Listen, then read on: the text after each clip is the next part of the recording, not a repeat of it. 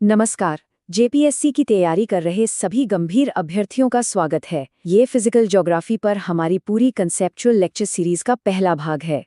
इस सीरीज में हम कॉस्मोलॉजी, सोलर सिस्टम, पृथ्वी की गतियां, लैटिट्यूड लॉन्गिट्यूड, समय की गणना और सीजन्स जैसे हर एक टॉपिक को एग्जाम के पॉइंट ऑफ व्यू से बहुत ही डीप कंसेप्चुअल क्लैरिटी के साथ कवर करेंगे। तो चलिए आज की ये यात्रा हम कॉस्मोलॉजी की गहराइयों से शुरू करते हैं। तो आज के सेशन में हम इन फाउंडेशनल टॉपिक्स पर फोकस करेंगे। हम ब्रह्मांड की परिभाषा से शुरुआत करेंगे, इसकी उत्पत्ति के जो अलग अलग सिद्धांत हैं उन्हें समझेंगे, फिर सबसे एक्सेप्टेड थ्योरी यानी बिग बैंग थ्योरी को डिटेल में जानेंगे, ब्रह्मांड के कंपोनेंट्स का एनालिसिस करेंगे और आखिर में तारों के जीवन चक्र को समझेंगे। ये सारी समझ जेपीएससी एग्जाम में सफलता के लिए आपकी एक मजबूत नींव तैयार करेगी। चलिए अपनी चर्चा शुरू करते हैं। देखिए, सबसे पहले ये समझना जरूरी है कि जब हम ब्रह्मांड या यूनिवर्स शब्द का इस्तेमाल करते हैं तो हमारा असल में मतलब क्या होता है। यही हमारे पूरे अध्ययन का आधार है, वो स्टेज जिस पर सारी खगोलीय घटनाएं होती हैं। तो यूनिवर्स की परिभाषा है अस्तित्व की समग्रता, यानी कि इसमें वो सब कुछ शामिल है जो मौजूद है, सिर्फ वो नहीं जिसे हम देख सकते हैं जैसे तारे, ग्रह और आकाशगंगाएं, बल्कि वो सब भी जिसे हम सीधे तौर पर नहीं देख सकते, जैसे कि एनर्जी, डार्क मैटर और डार्क एनर्जी, जो ब्रह्मांड का एक बहुत बड़ा हिस्सा बनाते हैं। ये अपने आप में एक संपूर्ण सेल्फ कंटेन्ड सिस्टम है। तो अब हम आते हैं उस सवाल पर जिसने सदियों से इंसान को फैसिनेट किया है। आखिर इस ब्रह्मांड की शुरुआत हुई कैसे? इसकी उत्पत्ति को एक्सप्लेन करने के लिए कई वैज्ञानिक थ्योरीज दी गई हैं। हम जो मुख्य सिद्धांत हैं उनका एक कंपैरेटिव स्टडी करेंगे। दो सबसे बड़े कंपीटिंग थ्योरीज थे, बिग बैंग और स्टेडी स्टेट थ्योरी। जैसा कि आप देख सकते हैं, बिग बैंग कहता है कि एक निश्चित शुरुआत हुई थी, जबकि स्टेडी स्टेट थ्योरी, जिसे थॉमस गोल्ड और फ्रेड हॉयल ने दिया था, उसका मानना था कि ब्रह्मांड हमेशा से है और हमेशा एक जैसा ही दिखता है। लेकिन 1965 में कॉस्मिक माइक्रोवेव बैकग्राउंड रेडिएशन की खोज हुई और इस जैसे ठोस सबूतों ने बिग बैंग के पक्ष में मामला बिल्कुल पक्का कर दिया। इसी वजह से स्टेडी स्टेट मॉडल को वैज्ञानिक समुदाय ने लगभग पूरी तरह से खारिज कर दिया। एक और इंटरेस्टिंग मॉडल है पल्सेटिंग यूनिवर्स थ्योरी, जो बिग बैंग और बिग क्रंच के कभी ना खत्म होने वाले साइकिल की बात करता है। मतलब ब्रह्मांड फैलता है, फिर सिकुड़ता है और फिर फैलता है। हालांकि ये आइडिया सुनने में काफ़ी अच्छा लगता है, लेकिन हमारे पास जो मौजूदा सबूत हैं वो बताते हैं कि ब्रह्मांड का एक्सपेंशन धीमा नहीं हो रहा, बल्कि डार्क एनर्जी के प्रभाव से और भी तेज हो रहा है। ये एक्सेलरेशन इस चक्रीय मॉडल के खिलाफ एक मजबूत सबूत देता है। तो चलिए अब हम उस थ्योरी पे फोकस करते हैं जिसे आज साइंटिफिक कम्युनिटी में सबसे ज़्यादा मान्यता मिली है, द बिग बैंग थ्योरी। परीक्षा की दृष्टि से इसके हर एक पहलू को समझना बहुत बहुत ज़रूरी है, क्योंकि यही मॉडर्न कॉस्मोलॉजी की नींव है। बेल्जियम के एक प्रीस्ट और एस्ट्रोनॉमर जॉर्ज लेमाइट्रे ने 1927 में इस थ्योरी को प्रपोज किया था। उनके ये शब्द उस विलक्षणता यानी सिंगुलैरिटी की हालत को डिस्क्राइब करते हैं, एक बेहद छोटा, गर्म और डेंस पॉइंट जहां से समय और स्थान, स्पेस और टाइम दोनों की ही शुरुआत हुई। इससे पहले जैसा कुछ था ही नहीं। और ये नंबर 13.8 अरब वर्ष, यह हमारे ब्रह्मांड की अनुमानित आयु है। ये एक ऐसा आंकड़ा है जिसे आपको अपनी जेपीएससी परीक्षा के लिए निश्चित रूप से याद रखना है। ये कैलकुलेशन अलग अलग एस्ट्रोनॉमिकल बॉडीज की एज और कॉस्मिक इवेंट्स के ऑब्जर्वेशन से निकाला गया है। तो ये प्रोसेस एक सिंगुलैरिटी से शुरू हुआ। एक सेकंड के बहुत छोटे से हिस्से में ब्रह्मांड बहुत तेजी से फैला, जिसे इन्फ्लेशन कहते हैं। जैसे जैसे ये फैलता गया, ये ठंडा होता गया। इससे पहले सब एटॉमिक पार्टिकल्स जैसे क्वार्क्स और इलेक्ट्रॉन्स बने, और फिर बिग बैंग के कुछ मिनटों के बाद हाइड्रोजन और हीलियम जैसे सबसे सरल परमाणु बने। फिर लाखों सालों में ग्रेविटी ने इन एलिमेंट्स को इकट्ठा करके पहले सितारों और गैलेक्सीज को बनाया। अब सवाल उठता है कि बिग बैंग की सबूत क्या हैं? इसके दो सबसे बड़े सबूत हैं। पहला है कॉस्मिक माइक्रोवेव बैकग्राउंड रेडिएशन या CMBR। ये असल में बिग बैंग के बाद बची हुई गर्मी है, एक फेंट ग्लो जो पूरे ब्रह्मांड में फैला हुआ है। दूसरा, एडविन हबल का ऑब्जर्वेशन कि आकाशगंगाएं हमसे दूर जा रही हैं, जिसे रेड शिफ्ट से मापा जाता है, और जो जितनी दूर है वो उतनी ही तेजी से दूर जा रही है। ये एक फैलते हुए ब्रह्मांड का पक्का सबूत है। तो चलिए अब हम ओरिजिन से आगे बढ़कर स्ट्रक्चर की तरफ चलते हैं और उन फंडामेंटल बिल्डिंग ब्लॉक्स को देखते हैं जिनसे हमारा ब्रह्मांड बना है, यानी वो स्ट्रक्चर्स जो बिग बैंग के बाद बने। देखिए, कॉस्मिक स्ट्रक्चर्स की एक हायरार्की है। नेबुले, जो गैस और धूल के बहुत बड़े बादल होते हैं, वो तारों की जन्मस्थली है, जिन्हें स्टेलर नर्सरीज भी कहा जाता है। तारे इन्हीं नेबुला के अंदर ग्रेविटी की वजह से बनते हैं और फिर अरबों तारे गैस और धूल ग्रेविटी से एक साथ बंधकर एक गैलेक्सी बनाते हैं।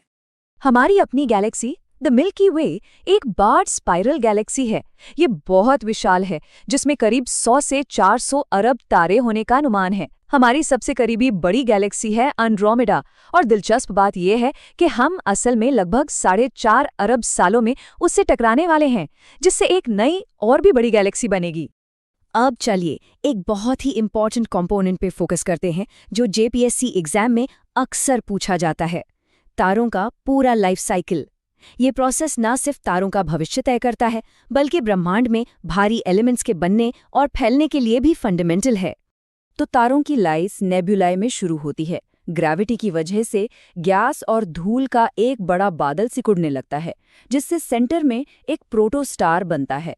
जब इस कोर का टेम्परेचर और प्रेशर बहुत ज्यादा बढ़ जाता है, तो हाइड्रोजन का हीलियम में न्यूक्लियर फ्यूजन शुरू हो जाता है और इसी पल एक तारे का जन्म होता है।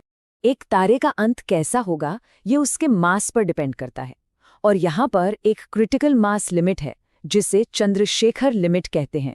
इसका नाम Indian American astrophysicist Subrahmanyan Chandrasekhar के नाम पर रखा गया है। ये 1.44 सोलर मास है, और ये नंबर एग्जाम के लिए बहुत ज़रूरी है, क्योंकि यही लिमिट तय करती है कि तारे के अंत के 2 मुख्य रास्ते कौन से होंगे। तो अगर एक तारे का कोर चंद्रशेखर लिमिट से कम है, तो वो शांति से अपनी बाहरी परतों को छोड़कर एक व्हाइट ड्वार्फ बन जाएगा। लेकिन अगर कोर का मास इस लिमिट से ज्यादा है, तो उसका अंत एक जबरदस्त सुपरनोवा एक्सप्लोजन में होगा। इस विस्फोट के बाद या तो एक बहुत ही डेंस न्यूट्रॉन स्टार बचेगा, या अगर ओरिजिनल तारा बहुत ही ज्यादा विशाल था, तो एक ब्लैक होल बनेगा। और यही ब्रह्मांड की सबसे खूबसूरत बात है। एक तारे की मौत, खासकर एक सुपरनोवा, असल में अंत नहीं है। ये एक्सप्लोजन कार्बन, ऑक्सीजन, लोहे जैसे भारी तत्वों को, जो तारे के कोर में बने थे, पूरे स्पेस में फैला देता है। यही एलिमेंट्स अगली पीढ़ी के तारों, ग्रहों और हम सभी के बिल्डिंग ब्लॉक्स हैं। हम सचमुच तारों की धूल से बने हैं। तो आज के इस लेक्चर में हमने कॉस्मोलॉजी के उन मेन प्रिंसिपल्स और स्ट्रक्चर्स को समझा है, जो हमारे अस्तित्व की सबसे बड़ी कहानी की नींव रखते हैं। हमने एक सिंगल पॉइंट से शुरू होने वाली 13.8 अरब सालों की जर्नी को देखा, जो आज के इतने विशाल, कॉम्प्लेक्स और स्ट्रक्चर्ड यूनिवर्स में तब्दील हुई। यही ज्ञान फिजिकल ज्योग्राफी की आगे की समझ का आधार है। इस लेक्चर में शामिल सभी कॉन्सेप्ट्स, थ्योरीज और फैक्ट्स सीधे जेपीएससी सिलेबस से जुड़े हुए हैं। इन बेसिक बातों की क्लियर अंडरस्टैंडिंग आपको आगे के और भी कॉम्प्लेक्स टॉपिक्स के लिए बेहतर तरीके से तैयार करेगी। भारत की ज़मीन, यहाँ की नदियाँ, यहाँ का मौसम, ये सिर्फ भूगोल की बातें नहीं हैं। असल में ये वो ताकतें हैं जो हमारे जीवन, हमारी संस्कृति और हमारी अर्थव्यवस्था की बुनियाद है। तो चलिए आज भारत के भौतिक भूगोल का एक पूरा नक्शा अपने दिमाग में बनाते हैं और समझते हैं कि ये सारी चीज़ें आपस में कैसे जुड़ी हुई हैं। ठीक है, तो इस पूरे विषय को हम बहुत ही व्यवस्थित तरीके से देखेंगे। हम इसे 4 हिस्सों में समझेंगे। सबसे पहले हम जमीन की बनावट से शुरू करेंगे, फिर उस पर बहने वाली नदियों को देखेंगे। उसके बाद हम उस ताकत को समझेंगे जो पूरे मौसम को कंट्रोल करती है, यानी मानसून। और आखिर में हम उस मिट्टी को जानेंगे जो इन सब प्रक्रियाओं से मिलकर बनती है। तो सबसे पहले बात करते हैं भारत की जमीन की, मतलब यहाँ की धरती की बनावट की। आप देखिए, एक तरफ तो आसमान को छूते हुए पहाड़ हैं, तो दूसरी तरफ मीलों तक फैले हुए मैदान। और यही विविधता, यही फर्क भारत की सबसे बड़ी पहचान है। अब इतनी बड़ी और अलग अलग तरह की जमीन को एक साथ समझना तो मुश्किल है, इसलिए इसे बेहतर ढंग से समझने के लिए हम इसे मोटे तौर पर 6 बड़े हिस्सों में बांट सकते हैं। और मजे की बात यह है कि इनमें से हर हिस्से की अपनी एक अलग पहचान है, एक अलग कहानी है। तो ये 6 हिस्से कौन से हैं? चलिए एक नज़र डालते हैं। सबसे ऊपर उत्तर में विशाल पर्वत, फिर उनके ठीक नीचे दुनिया के सबसे उपजाऊ मैदानों में से एक, फिर भारत का सबसे पुराना और स्थिर हिस्सा यानी प्रायद्वीपीय पठार, पश्चिम में सूखा रेगिस्तान, समुद्र के किनारे किनारे बसे तटीय मैदान और आखिर में हमारे द्वीप समूह। ये सब मिलकर ही भारत का पूरा भौतिक स्वरूप बनाते हैं। अब जरा हिमालय को देखिए। ये सिर्फ ऊंचे पहाड़ नहीं है, ये असल में बहुत युवा है। मतलब भूवैज्ञानिक तौर पर ये नए बने हैं और आज भी जिंदा हैं। जानते हैं कैसे? क्योंकि ये भारतीय और यूरेशियन टेक्टोनिक प्लेटों की जबरदस्त टक्कर से बने हैं और ये टक्कर आज भी जारी है। इसीलिए हिमालय की ऊंचाई हर साल थोड़ी थोड़ी बढ़ रही है। अच्छा, जैसे ही हम हिमालय के पहाड़ों से नीचे मैदानों की तरफ आते हैं ना, तो जमीन की बनावट एक खास तरीके से बदलती है। सबसे पहले आता है भाभर का इलाका, जहां मोटे मोटे कंकड़ पत्थर होते हैं और नदियां इनके नीचे से बहने लगती हैं, मानो गायब हो गई हों। फिर आता है तराई, एक दलदली और नम इलाका, जहां वो नदियां फिर से जमीन पर दिखने लगती हैं। और उसके बाद आता है बांगर, यानी पुरानी मिट्टी वाला ऊंचा मैदान। और फिर खादर, जो हर साल बाढ़ से बनी नई और बेहद उपजाऊ मिट्टी वाला इलाका है। अब जरा भारत के दक्षिणी हिस्से में चलिए। यहाँ दो तटों पर पहाड़ों की कहानी एकदम अलग है। एक तरफ है पश्चिमी घाट। ये एक ऊंची और लगातार चलने वाली दीवार की तरह है। ये अरब सागर से आने वाली नमी वाली हवाओं को रोकते हैं और उन्हें ऊपर उठने पर मजबूर कर देते हैं। नतीजा, जबरदस्त बारिश। वहीं दूसरी तरफ है पूर्वी घाट। ये उतने ऊंचे नहीं हैं और बीच बीच में टूटे हुए हैं। ऐसा लगता है मानो महानदी और गोदावरी जैसी नदियों ने बंगाल की खाड़ी तक पहुंचने के लिए इन्हें काटकर अपना रास्ता बना लिया हो। तो जमीन का ढांचा तो हमने समझ लिया। अब देखते हैं कि इस जमीन पर भारत की जीवन रेखाएं यानी हमारी नदियां कैसे बहती हैं। देखिए, भारत की नदियों को हम दो बड़े ग्रुप में बांट सकते हैं। एक हिमालय से निकलने वाली और दूसरी प्रायद्वीप के पठार से। और दोनों में जमीन आसमान का फर्क है। हिमालय की नदियां ग्लेशियर की बर्फ पिघलने से बनती हैं, इसलिए उनमें साल भर पानी रहता है। वो युवा पहाड़ों से तेजी से उतरती हैं और गहरी वी आकार की घाटियां बनाती हैं। वहीं प्रायद्वीप की नदियां पूरी तरह बारिश पर निर्भर हैं, इसलिए उनमें पानी मौसम के हिसाब से कम ज्यादा होता है और वो पुरानी चौड़ी घाटियों में आराम से बहती हैं। प्रायद्वीपीय नदियों में भी एक और दिलचस्प बंटवारा है। नर्मदा और तापी जैसी नदियां पश्चिम की तरफ बहकर अरब सागर में मिलती हैं। ये डेल्टा नहीं बनाती, बल्कि ज्वार नदमुख यानी एस्चुएरी बनाती हैं, जहां नदी का मीठा पानी सीधे समंदर के खारे पानी में घुल मिल जाता है। वहीं गोदावरी, कृष्णा और कावेरी जैसी बड़ी नदियां पूर्व की तरफ बहती हैं और समंदर में मिलने से पहले अपने साथ लाई हुई मिट्टी से बहुत बड़े और उपजाऊ डेल्टा बनाती हैं। अच्छा, तो जमीन और पानी की कहानी तो हमने समझ ली। अब बात करते हैं उस सबसे बड़ी ताकत की, जो भारत के मौसम, यहाँ की खेती और यहाँ तक कि हमारे त्योहारों पर भी राज करती है। जी हाँ, हम बात कर रहे हैं भारतीय मॉनसून की। देखिए, ज्यादातर लोग सोचते हैं कि मानसून का मतलब सिर्फ बारिश है, लेकिन ऐसा नहीं है। ये शब्द असल में अरबी के मौसम से आया है, जिसका मतलब ही होता है मौसम। और इसका असली मतलब है हवाओं का मौसम के साथ अपनी दिशा पूरी तरह से बदल लेना। गर्मियों में एक दिशा से तो सर्दियों में ठीक उल्टी दिशा से।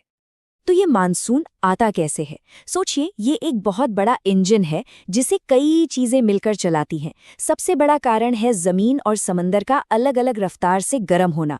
गर्मियों में जमीन तेजी से गर्म हो जाती है, जिससे वहां हवा का दबाव कम हो जाता है। ये कम दबाव समंदर से नमी वाली हवाओं को अपनी ओर खींचता है और यही मानसून है। इसके अलावा तिब्बत के पठार की गर्मी, जेट स्ट्रीम हवाएं और अल नीनो जैसे अंतर्राष्ट्रीय मौसम पैटर्न भी इस पर असर डालते हैं।